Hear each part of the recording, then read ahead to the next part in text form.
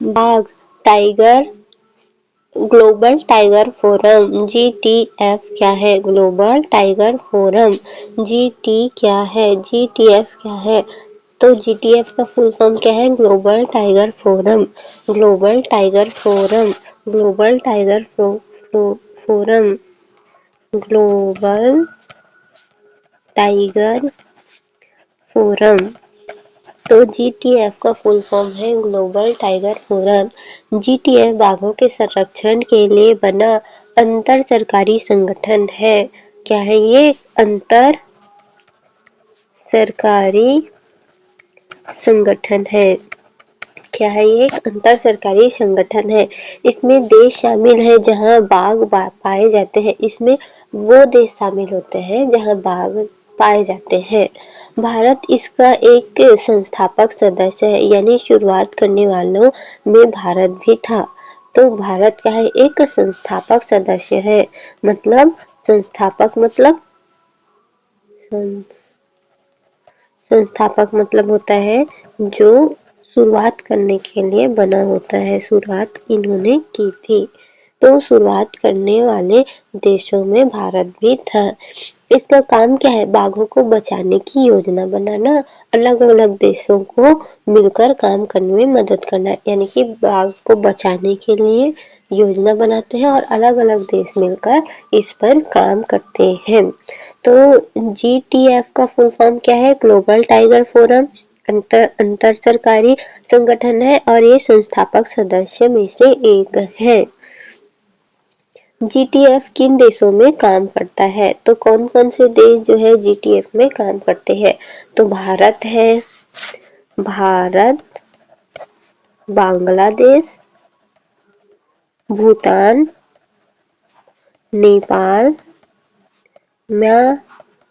Myanmar, Cambodia और Vietnam.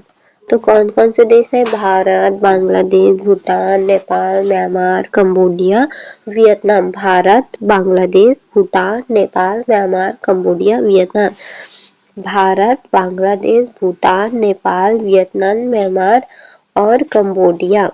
तो Bharat, Bangladesh, Bhutan, Vietnam, Bangladesh, Nepal, Myanmar और वियतनाम।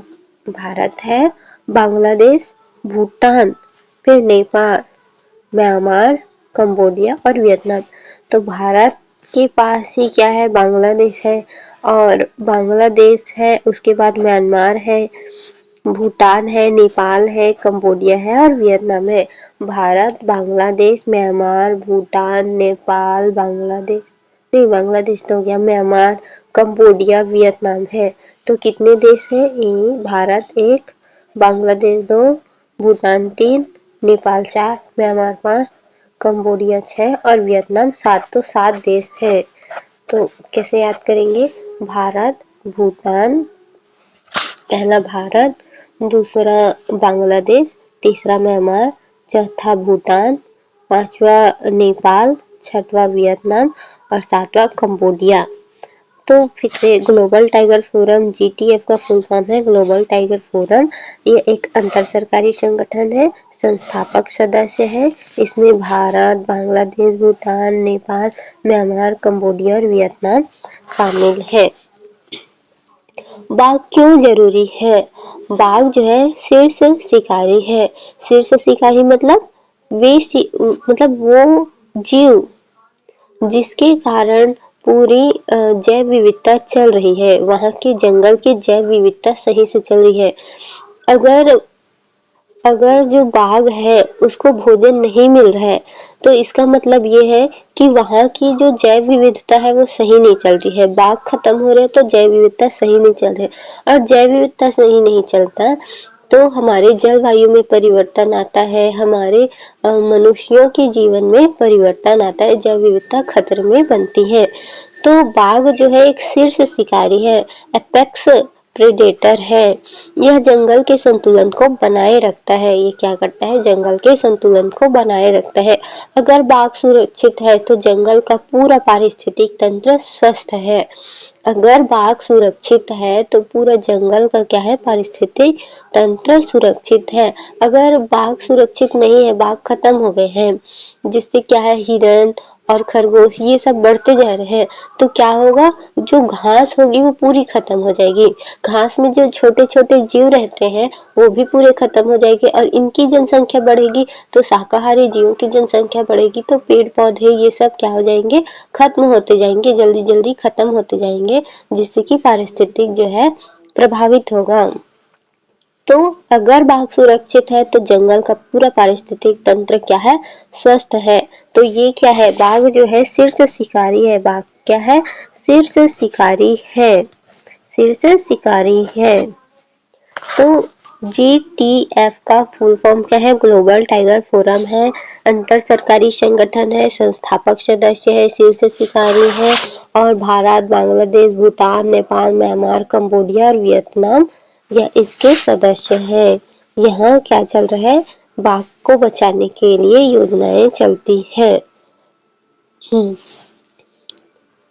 बाघ संरक्षण कानूनी स्थिति। भारत में बाघ की कानूनी सुरक्षा वन्य जीव संरक्षण अधिनियम 1972 बाघ अनुसूची 1 में है और सबसे ज्यादा सुरक्षा इसको दिया जाता है। अनुसूची 1 में है कि मतलब सबसे ज्यादा इनको सुरक्षा दिया जाता है। वन्य जीव संरक्षण अधिनियम 1972 में है। वन्य जीव संरक्षण अधिनियम 1972 में रखा गया है। बाघ अनुसूची 1 में सबसे ज्यादा सुरक्षा की जरूरत। IUCN रेड लिस्ट में लुप्त प्राय में है। तो IUCN रेड लिस्ट में क्या है? ये एक लुप्त प्राय है। रेड लिस्ट में लुप्त हो चुका है, इंडेंजर्ड है, लुप्त प्राय है, इंडेंजर्ड है। और साइट्स में परिशिष्ट फर्स्ट में आ रहा है। बाघ का अंतरराष्ट्रीय व्यापार पूरी तरह प्रतिबंधित है। तो साइट में क्या कर दिया गया है? इसके अंतरराष्ट्रीय व्यापार को पूरी तरह प्रतिबंधित किया गया है। भारत में बाघ संरक्षण की स्थिति क्या है? भारत का योगदान दुनिया में 70% से अधिक बाघ भारत में है। तो दुनिया में जितने बाघ है उसमें से 70% से अधिक बाघ जो है भारत में पाए जाते हैं। भारत बाघ संरक्षण में विश्व नेता माना जाता है। तो भारत जो है बाघ संरक्षण में क्या माना जाता है? विश्व नेता माना जाता है। टाइगर रिजर्व की स्थिति। भारत में 18 राज्यों में टाइगर रिजर्व है। भारत में कितने राज्यों में टाइगर रिजर्व है? 18 राज्यों में टाइगर रिजर्व है। रिजर्व, टाइगर रिजर्व है। भारत में 18 राज्यों में टाइगर रिजर्व है। कुल 53 टाइगर रिजर्व है। तो टोटल कितने हैं? 53 टाइगर रिजर्व है। कुल कितने हैं? 53। और राज्य कितने? 18 राज्यों में है। 2018 की बाघ गणना में बाघों की संख्या बढ़ी है। तो 2018 में जो बाघ की गणना की गई थी उसमें से बाघों की गणना क्या है? बढ़ी है। यानी कि बाघ जो है लुप्त प्राय में थे, इंडेंजर्ड थे, उसकी संख्या में थोड़ा बढ़ा हुआ है। गुरु घासीदास टाइगर रिजर्व स्थान कहाँ है? छत्तीसगढ़ और यह भारत का 53वां टाइगर रिजर्व है।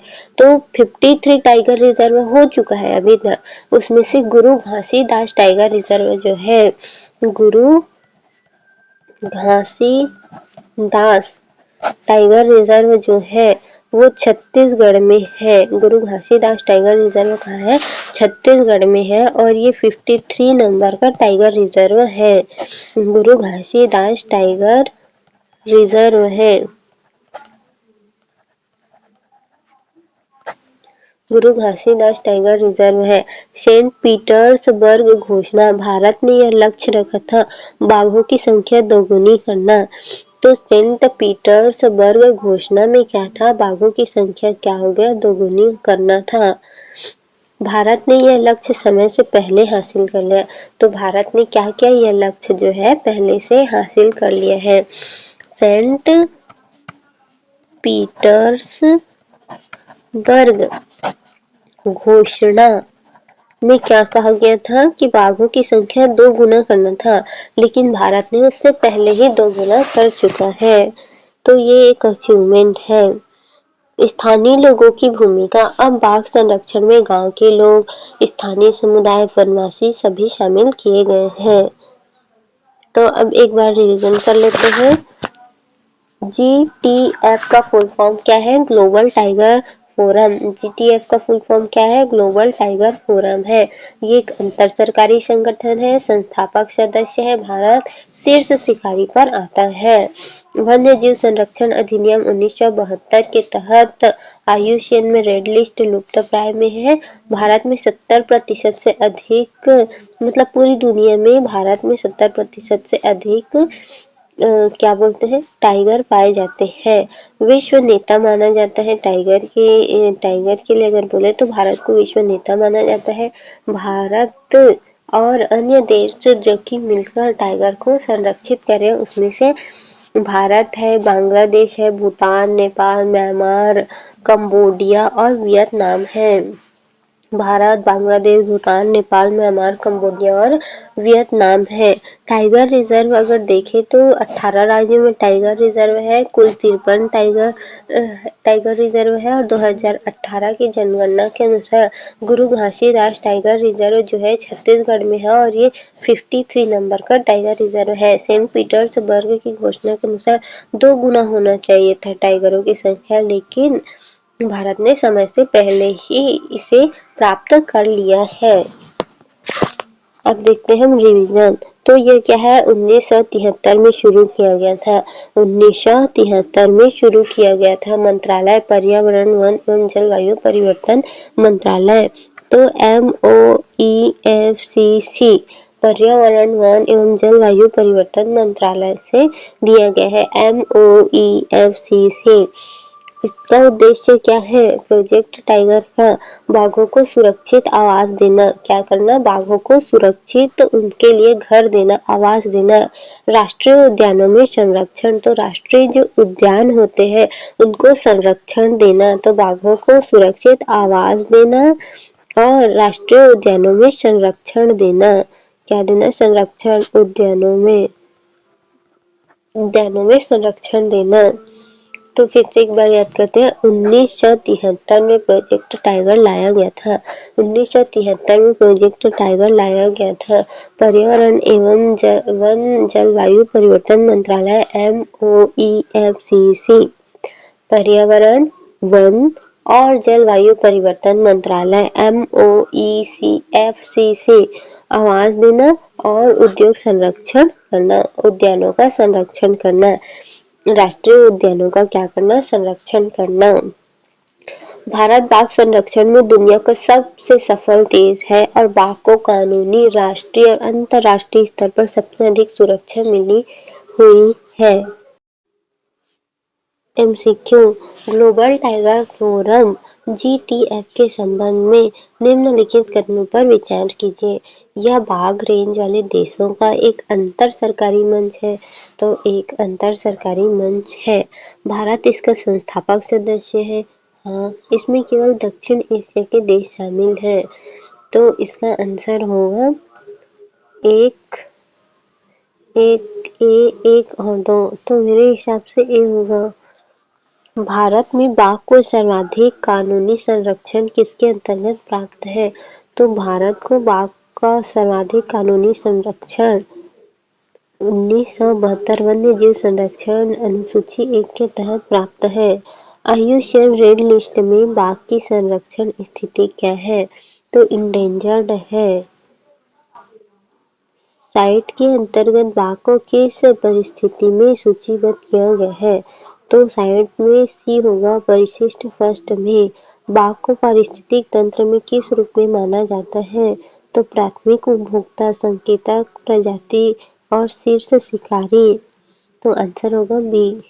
निम्नलिखित में कौन सा कथन सही है? विश्व के अधिकांश बाघ अफ्रीका में पाए जाते हैं। भारत में विश्व के 70% से अधिक बाघ पाए जाते हैं। तो आंसर होगा बी। भारत में कुल कितने टाइगर रिजर्व है? तो 53 टाइगर रिजर्व है। गुरु घासीदास टाइगर रिजर्व स्थित है तो छत्तीसगढ़ में स्थित है। सेंट पीटर्सबर्ग घोषणा का संबंध किससे है? तो बाघों की संख्या दोगुनी करने के लक्ष्य से है। सी होगा। प्रोजेक्ट टाइगर के संबंध में निम्नलिखित कथनों पर विचार कीजिए। इसकी शुरुआत 1973 में हुई थी। यह पर्यावरण एवं वन एवं जलवायु परिवर्तन मंत्रालय की योजना है। यह पूर्णतः राज्य प्रायोजित योजना है। तो 10वां का आंसर होगा शायद ए होगा, 1 और 2 ए। तो देखते हैं इसका आंसर। पहला का ए है और 10वां का भी ए है, मतलब सारे आंसर सही है। की स्टोन प्रजाति के संदर्भ में निम्नलिखित कथनों में से कौन सा कथन है? तो ये इंस्पायर है 2011 और 18 के हिसाब से। जो प्रजाति किसी क्षेत्र में सबसे अधिक संख्या में पाई जाती है, जो प्रजाति खाद्य श्रृंखला के निचले स्तर पर होती है, जो प्रजाति पारिस्थितिक तंत्र की संरचना को असमान रूप से प्रभावित करते हैं, जो प्रजाति केवल संरक्षित क्षेत्र में पाई जाती है। तो जो प्रजाति जो है केवल संरक्षित क्षेत्र में पाई जाती है या फिर असमान रूप से प्रभावित करती है, तो पहला का हो सकता है सी हो। निम्नलिखित कथनों पर विचार कीजिए। 2020 के से इंस्पायर है, यूपीएससी पीवाईक्यू इंस्पायर्ड 2020। तो आयुष्मान रेड लिस्ट का उद्देश्य प्रजातियों के संरक्षण स्थिति का आकलन करना है। 60 का वन्य जीवों के अंतर्राष्ट्रीय व्यापार को नियंत्रित करना है। 60 का परिशिष्ट वन उन प्रजातियों के लिए होता है जिनका व्यापार प्रतिबंधित होता है। तो तीनों सही है, तो डी होगा दूसरा का। निम्न बाघ भारत में बाघ संरक्षण से संबंधित निम्नलिखित कथनों पर विचार कीजिए। पीवाईक्यू 2017-2020 के अनुसार बाघ संरक्षण से संबंधित बाघ वन्य जीव संरक्षण अधिनियम 1972 के अनुसूची 1 में सूचीबद्ध है। भारत में टाइगर रिजर्व केवल राष्ट्रीय उद्यानों में ही स्थापित किए जा सकते हैं। प्रोजेक्ट टाइगर केंद्र प्रायोजित योजना है। तो इसका आंसर होगा केवल राष्ट्रीय उद्यानों में ही स्थापित है। टाइगर रिजर्व केवल राष्ट्रीय उद्यानों में ही स्थापित है। तो नहीं, शायद 1 और 3 होगा। तीसरा का बी होगा, 1 और 3। निम्नलिखित में से किन देशों में प्राकृतिक रूप से बाघ पाए जाते हैं? भारत में, वियतनाम में, फिलीपींस में, भूटान में। तो फिलीपींस में नहीं पाए जाते। 1, 2 और 4 होगा, यानी कि आंसर बी होगा। शीर्ष शिकारी एपेक्स प्रेडिटर शब्द का अर्थ है जो केवल मांसाहारी हो, जो खाद्य श्रृंखला में सबसे ऊपर हो और जिसका कोई प्राकृतिक शिकारी न हो, जो सबसे तेज गति से शिकार करता है, जो केवल संरक्षित क्षेत्रों में पाया जाता है। तो शीर्ष शिकारी जो है जो खाद्य श्रृंखला में सबसे ऊपर हो, जिसका प्राकृतिक शिकारी न हो, तो बी होगा।